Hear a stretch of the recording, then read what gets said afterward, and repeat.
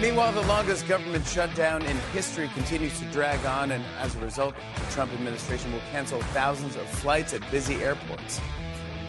As of now, the best way to travel for Thanksgiving will be grabbing a Macy's balloon and hoping for wind. Take me home, SpongeBob! I miss comedy. I'm sure they do at that ridiculous television show as well. Democrat Party propaganda, Trump derangement syndrome on a network television level. A very good and happy Friday to you once again. We are at 888-630-9625. The government shutdown continues and air travel interrupted now because of Democrats and Chuck Schumer, and then they lie to you and say, oh, the Trump administration is messing with air travel. This is what communists do. They lie about everything. It's the old Soviet playbook, the Russian playbook. They accuse you of being guilty of all the things that they know they are guilty of.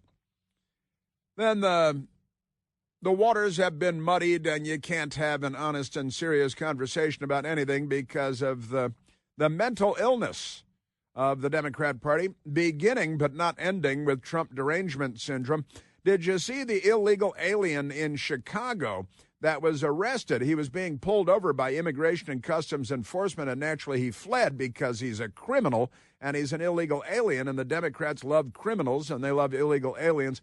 And if you flee, then that's even great, as we played an audio soundbite earlier this week of some ridiculous person also pretending to be a comedian, saying that there was a high-speed police chase. And, of course, the police are guilty for chasing the criminal that's fleeing the police. And the Democrats blame the police that are chasing the criminal because every Democrat is a criminal and all the sinners saints. I'm paraphrasing a Rolling Stones lyric there.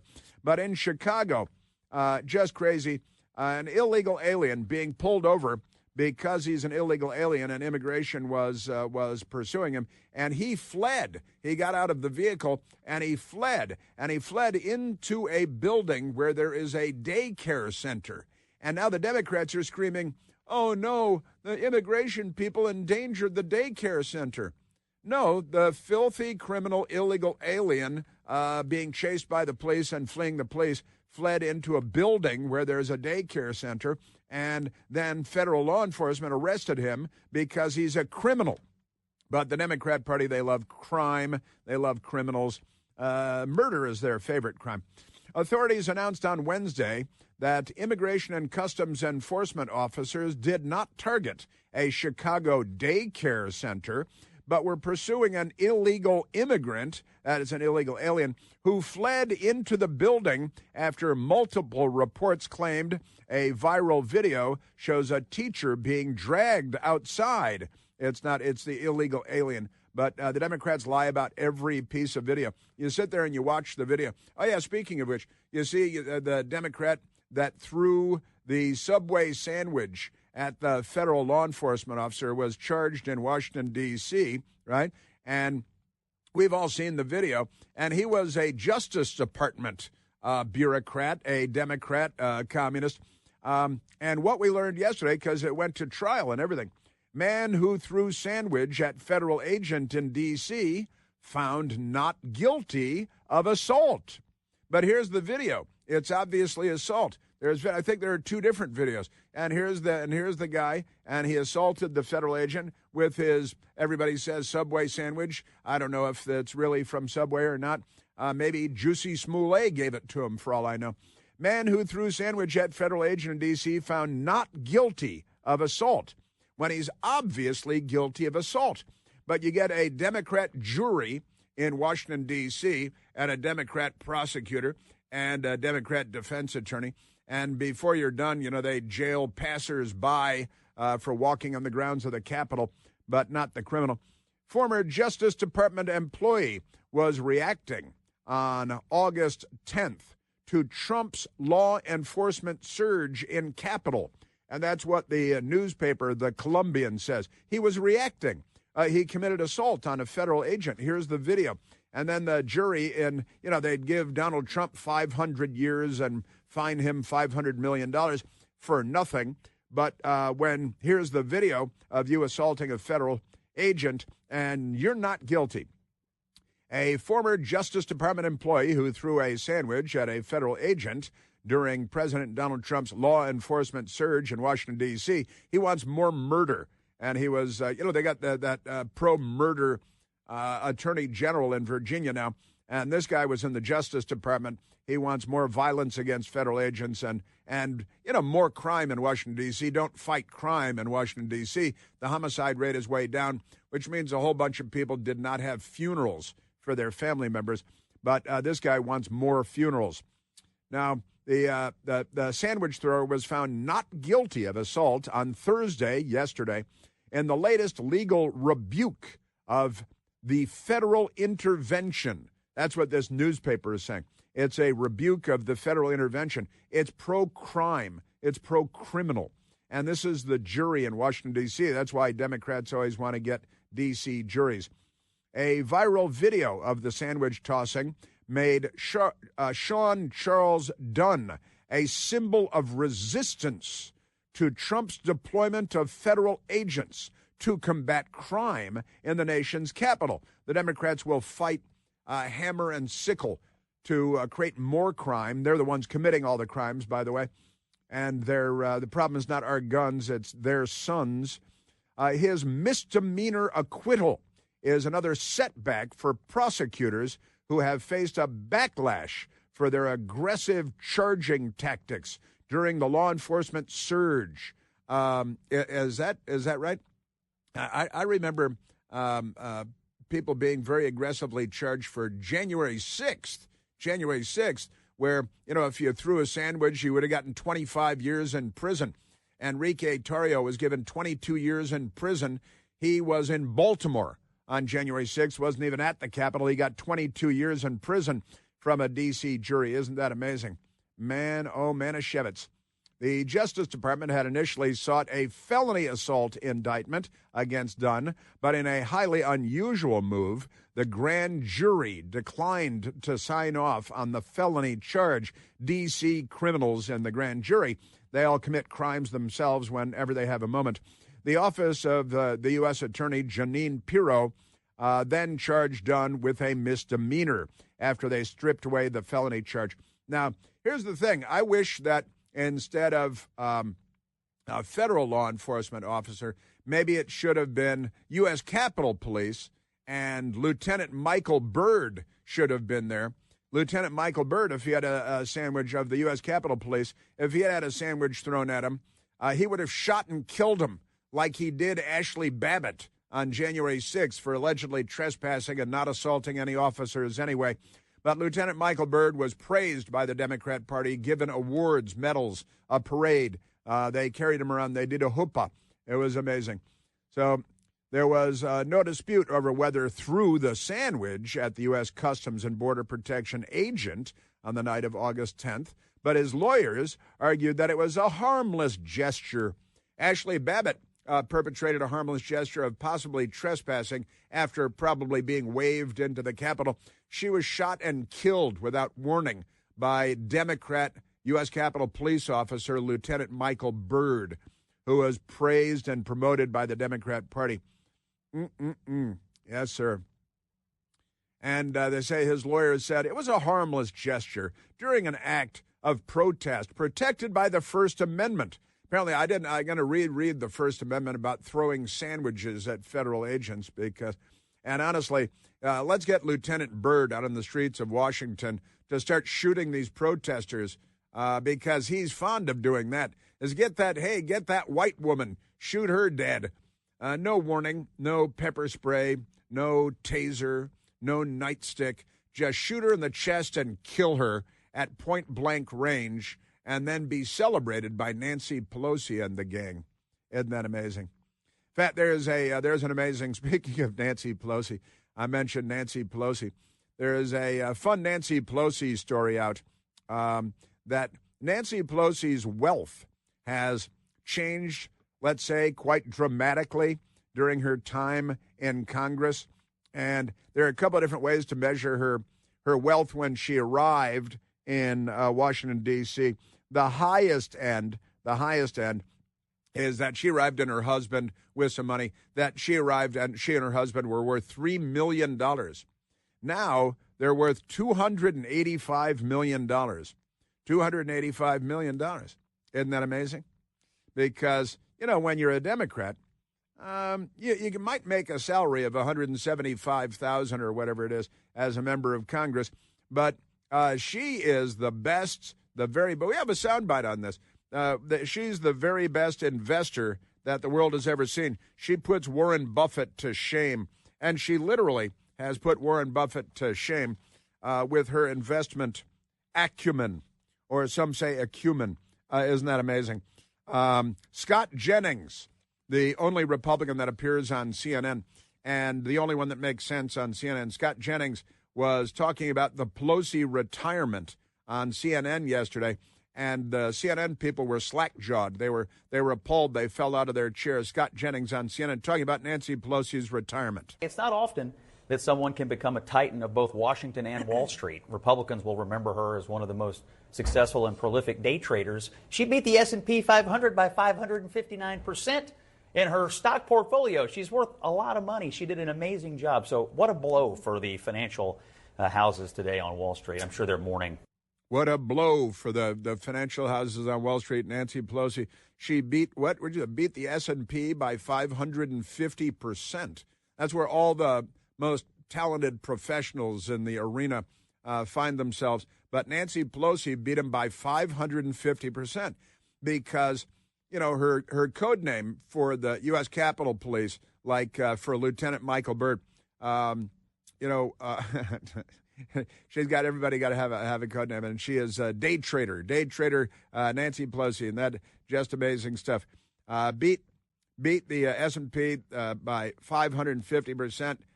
Scott Jennings on CNN yesterday. I want Trump to put her in charge of the Social Security Administration. We could all retire in 6 months if we let this lady manage our portfolios. If we only let this lady, Nancy Pelosi, manage our portfolios, Social Security might be solvent again. Could be self-sustaining after that. Isn't that amazing? Just extraordinary.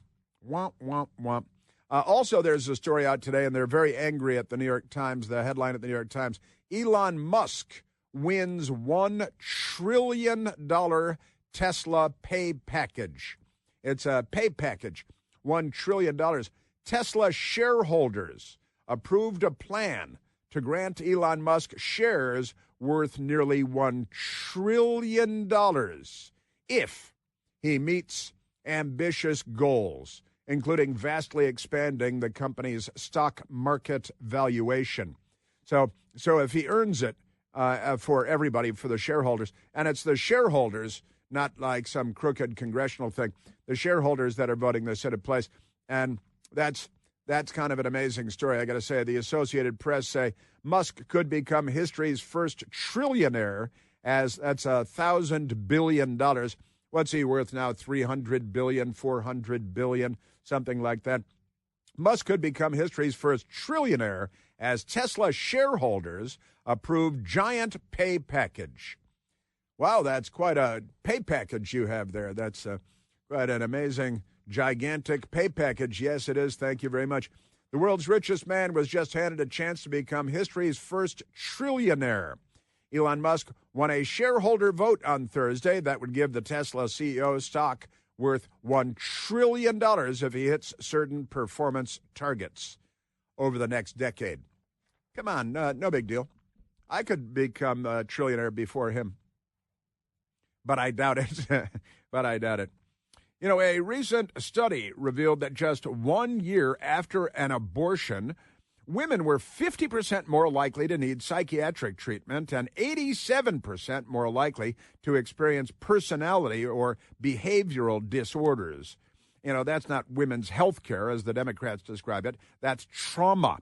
But at preborn, women find a kind of real care, the kind that heals. When a woman walks into one of preborn's network of clinics, She's welcomed with open arms by nice, warm people who like humanity. She can see her baby through an ultrasound writhing around inside of her, and she's offered a hope-filled series of choices. When she chooses life, Preborn continues to work with the woman for up to 2 years, providing maternity clothes and diapers and counseling and, explaining how to be the mother of a newborn and so much more.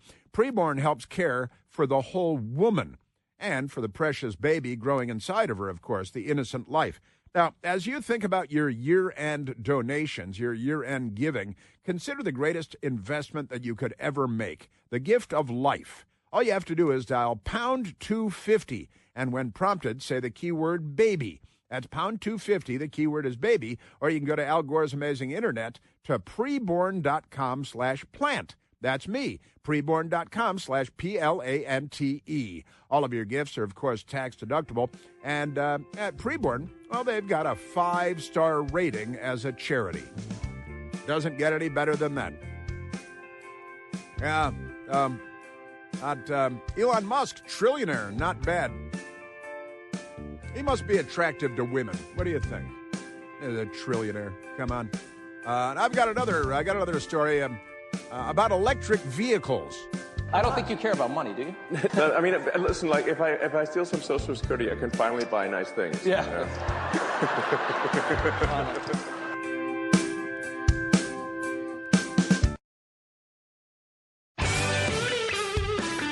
Well, Elon Musk may become the first trillionaire. Then he can finally buy nice things, as he said in that great soundbite some time ago. But I think about that today. The Wall Street Journal today, Ford, the Ford Motor Vehicle Company, considers scrapping the electric version of the F-150 pickup truck because they've lost $13 billion. They've lost 13 because Democrats are singing electric vehicles for everyone. And then you got to build nuclear power plants to charge them all. They're too stupid to know what the next step would be. Once hyped as the smartphone that can tow such a smart vehicle, and I'm sure it's a great vehicle, production of the money-losing electric vehicle pickup may be shut down for good. Turns out Ford Motor Vehicle executives are in active discussions about scrapping the electric version of its F-150 pickup truck, according to people familiar with the matter, which would make the money-losing truck America's first major electric vehicle casualty. And Byron York writing about it as well. Ford considers scrapping the electric 150 vehicle. The maker has racked up $13 billion in electric vehicle losses since 2023. And the reason that they've racked up these losses is because the left, the Democrat Party, they insist that electric vehicles are the future. I believe that EVs are our future. And you lose $13 billion.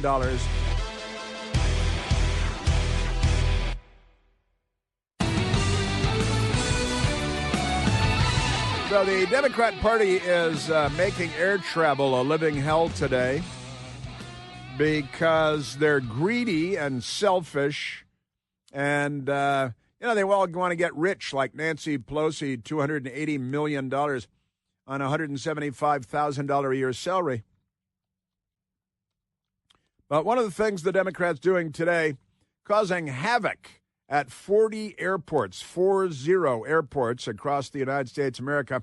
CBS News, these 40 airports will be impacted by the FAA's capacity cuts and flight cancellations. They're going to try to blame the Trump administration rather than the Democrat Party's shutdown while they're trying to milk another $1.5 trillion out of the American taxpayers. They're just going to add it to the national debt.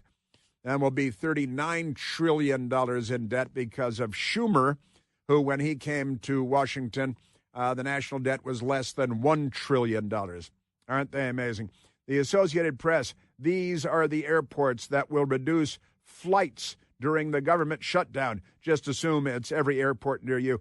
It's all three airports in the Washington, D.C. metropolitan area. It's Chicago, it's New York, it's Los Angeles, it's go up and down the list, Miami, it's practically everywhere you go. 40 airports be impacted. And the Democrats, they cause the havoc. They burn your house down, and then they blame the fire department for putting it out. But let's go to the president at the White House yesterday. The president is talking about killing the filibuster in the Senate in order to reopen the government so that, and he's saying, and, if we don't do it now to get our agenda through, as soon as the Democrats take over in the future, which they horrifyingly invariably will, they're going to kill the filibuster so they can pack the Supreme Court, which is one of the criminal third world things that they want to do. Give statehood to Washington, D.C. for 2 permanent Democrat senators in perpetuity, and Puerto Rico, 2 permanent Democrat senators in perpetuity. They want to give statehood to Puerto Rico. They want to give statehood to Washington, D.C. It's the federal district for a reason. You don't want to have a super governor who's the governor over the Capitol and the White House, 2 super senators that are the senators that rule over the Capitol and the Capitol building and the Congress. And the Democrats are third world banana republic corrupt. But let's go to what President Trump said, and this was actually day before yesterday, the president at the White House, talking about reopening the government, and in order to do it over the dead bodies of the Democrats, you'd have to kill the filibuster. It's time for Republicans to do what they have to do, and that's terminate the filibuster. It's the only way you can do it. And if you don't terminate the filibuster, you'll be in bad shape. By the way, they're going to do it anyway. They are going to immediately do the filibuster. And when they do the filibuster, they're going to pack the court. They're going to make D.C. a state, and they're going to make Puerto Rico a state. So now they pick up 2 states. They pick up 4 senators, okay? You think you have problems? They're going to do all of the things. They're going to pick up electoral votes. It's going to be a very, very bad situation. Banana Republic, full-blown left-wing Banana Republic, commies, Banana Republic. Pack the Supreme Court, do away with the filibuster, try to get statehood for D.C. and Puerto Rico because the greedy criminals believe that it would help them. And this reminded many of us of Barack Obama all the way back 5 years ago now in 2020, where he is talking about ending the filibuster, and he's such a liar. They're all, and honestly, Schumer, Obama, Pelosi, psychopaths, just the pathological lies that come from these people. Here's Barack Obama 5 years ago. Got to do away with the filibuster because, and then he just starts throwing the kitchen sink around. By guaranteeing that every American citizen has equal representation in our government, including the American citizens who live in Washington, D.C. and in Puerto Rico. Statehood. They're Americans. What about American Samoa and Guam? By ending some of the partisan gerrymandering. Right. So that all voters have the power to choose their politicians, not the other way around. Yeah, well, like you guys did in every state you control. And if all this takes eliminating the filibuster. Filibuster. Another Jim Crow relic. A Jim Crow relic. In order to secure the God-given rights of every American. He doesn't believe in God. That's what we should do. God, I don't miss his voice. Man, Manischewitz, I gotta tell you, whatever you do, don't become a chef and paddleboard near his house.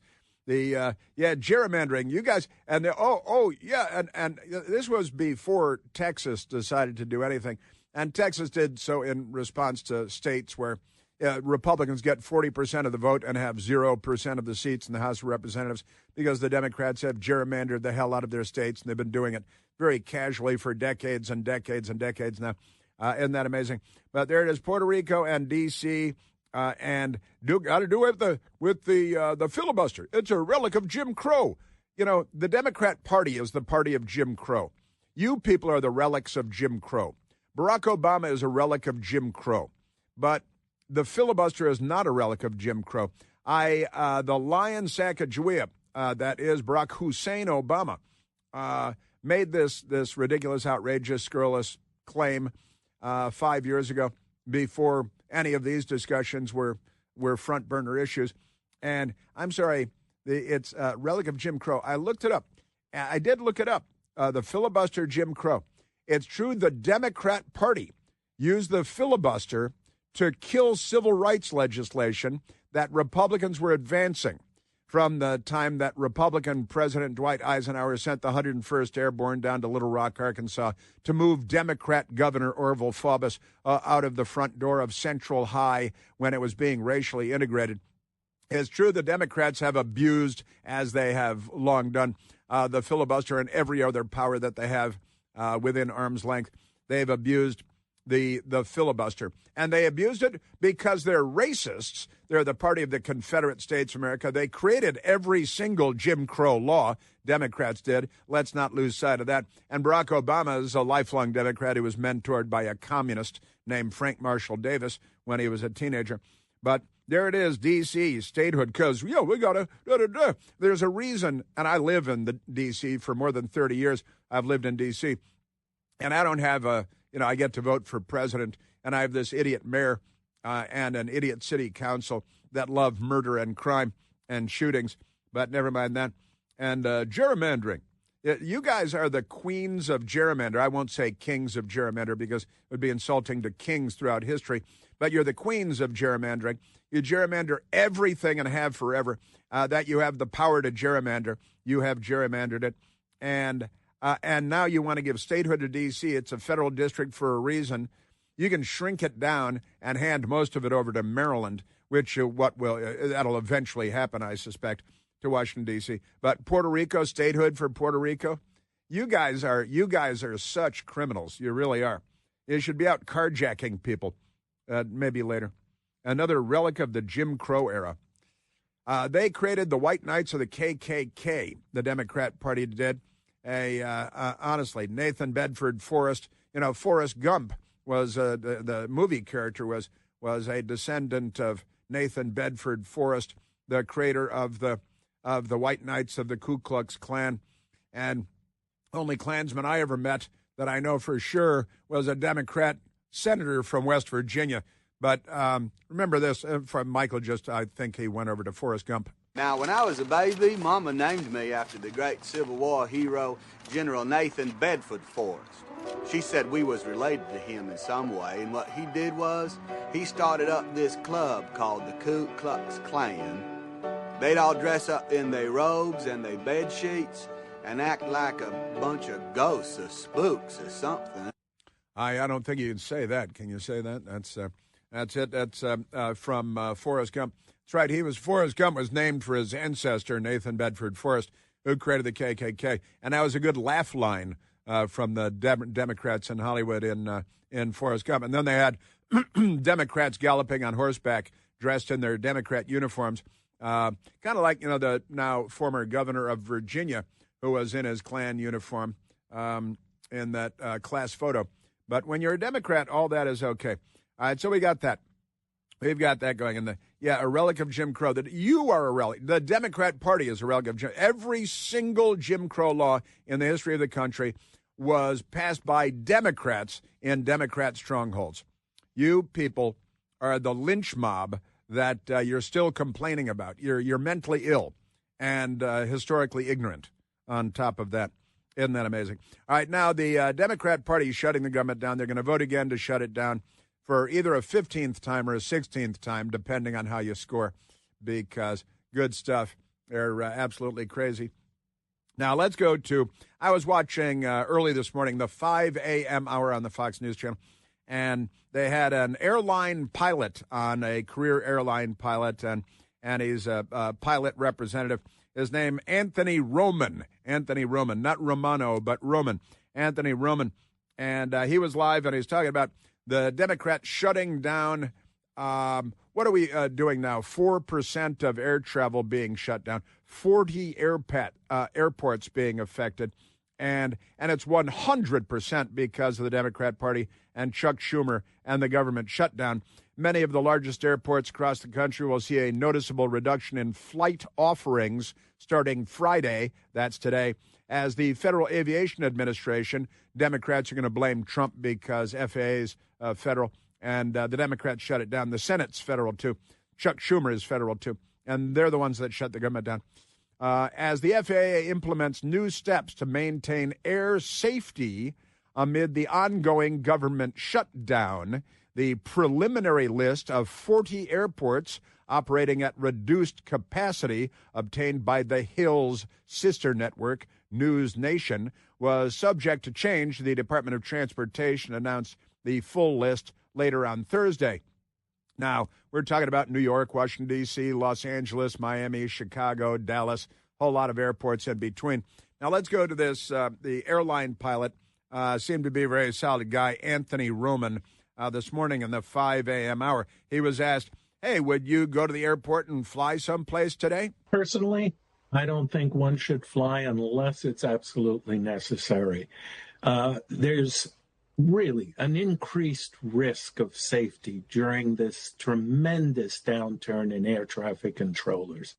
A tremendous downturn in air traffic controllers because of the Schumer shutdown, day 38, and Schumer's going to vote to shut it down again today, and all of his Democrat lemming will follow in goose step. Say it's like in lockstep, but I prefer goose step because it's more Germanic, don't you think?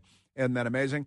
But this airline pilot, career guy and industry wise man and representative Anthony Roman this morning saying, well, for me, unless it were absolutely necessary, I wouldn't fly. There are, safety concerns and air traffic controllers and people not showing up and people not being paid because of Chuck Schumer and the Democrats. Here is Anthony Roman. Well, what happens is despite the reduction, the 10% reduction in flights, that is a good and safe step. However, the controllers that are on staff now, due to the shortage, are extremely fatigued.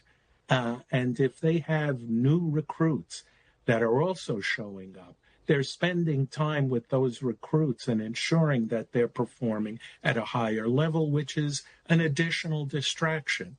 So fatigue, either in the cockpit or in the air traffic control towers or radar rooms, it can affect safety in a very negative way. Affect safety in a very negative way. Career airline pilot. Isn't that amazing? Just great. And I got to tell you, Transportation Secretary Sean Duffy said, this isn't about politics. It's about assessing the data and alleviating building risk in the system as controllers continue to work without pay, Sean Duffy said. Let's go back to Anthony Roman.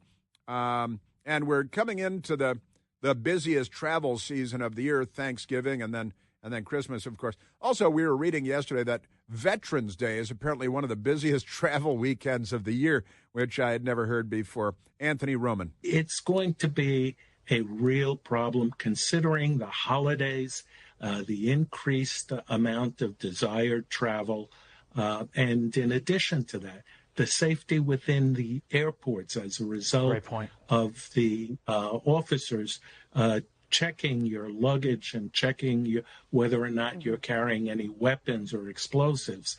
It's going to be really problematic. I think they should check to see whether you're carrying any explosives or any weapons. The Secretary of the Department of Transportation, former House member Sean Duffy, this morning at Reagan Airport. Open the government up. Let's pay our controllers and reduce the pressure. That's not happening. The Senate actually is going home this weekend. As many people here can't get home, the Senate goes home. They should be here every day, every weekend, every week trying to find a deal so we can open the government back up. I'm getting sniped at by some Democrats. I don't like it. I didn't put us in this situation. They did. And to those passengers that are upset, listen, call your Democrat senator. 14 times they voted no to open up the government. Yeah, and they're going to do it again today. Chuck Schumer should probably be in handcuffs. Either that or AOC should run against him. You know that the all-new third-generation Eden Pure Thunderstorm air purifier has finally arrived, and it builds on the incredible success of the previous generations, which had already earned thousands of five-star reviews on Al Gore's amazing internet. The new thunderstorm uses two technologies that studies have shown help to kill up to 99.9% of bacteria and viruses floating in the air that your family breathes. Also removes dust and pet dander and smoke and so much stuff from the air that you breathe, and it gets rid of any stinky odor as well. The thunderstorm will help get rid of any smelly smell, guaranteed. Odors from litter boxes, trash cans, cigarette smoke, liberals, musty basements are no match for the Eden Pure thunderstorm. And right now, you can save $200 American on an Eden Pure Thunderstorm 3-pack for whole home protection because you and I hang out together. Put one in your basement, your teenager's room, your kitchen, any place you like to breathe clean, fresh air. All you have to do is go to EdenPureDeals.com and use the discount code CHRIS3, C-H-R-I-S and the number 3, to save $200 on 3 thunderstorms. That's EdenPureDeals.com. The discount code is CHRIS3. Yes, sir. I see a red door, and I want to paint it black. Listen, again, they're going to go home for the weekend, and maybe it'd be best if the Senate never came back the way they're going now. Do away with the filibuster, open the government. Chuck Schumer's Obamacare shutdown.